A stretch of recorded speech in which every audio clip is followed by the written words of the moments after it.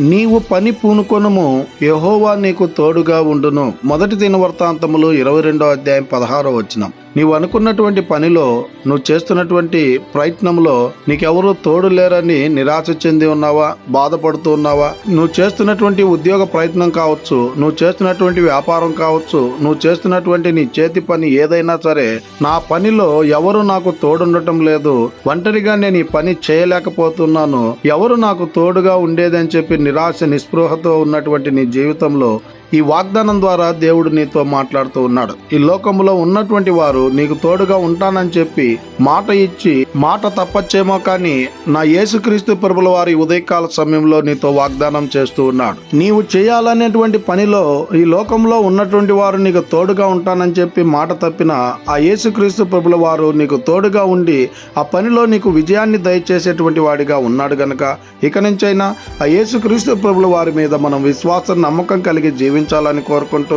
ఈ దిన వాక్యం ద్వారా దేవుడు బలపరచును గాక. ఆమేన్. ప్రార్థన. మమ్మల్ని మిక్కిలిగా ప్రేమిస్తున్న ప్రియ పరలోకమందున్న మా తండ్రి, మీకే కోట్లాది వందనాలు స్తుతి స్తోత్రాలు ప్రభా. ఈ ఉదయకాల సమయంలో ఈ వాగ్దానం ద్వారా మీరు మాతో మాట్లాడినందుకై వందనాలు ప్రభా. ఈ వాక్యాన్ని ఎవరైతే విని ఉండారో వారందరి జీవితాల్లో మీ కార్యాన్ని నెరవేర్చమని ప్రార్థన చేస్తున్నాం.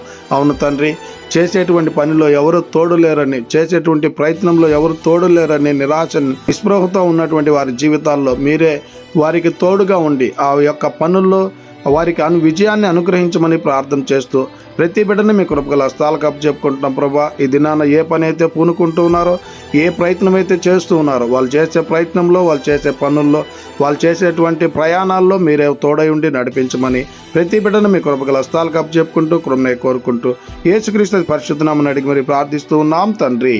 ఆమేన్.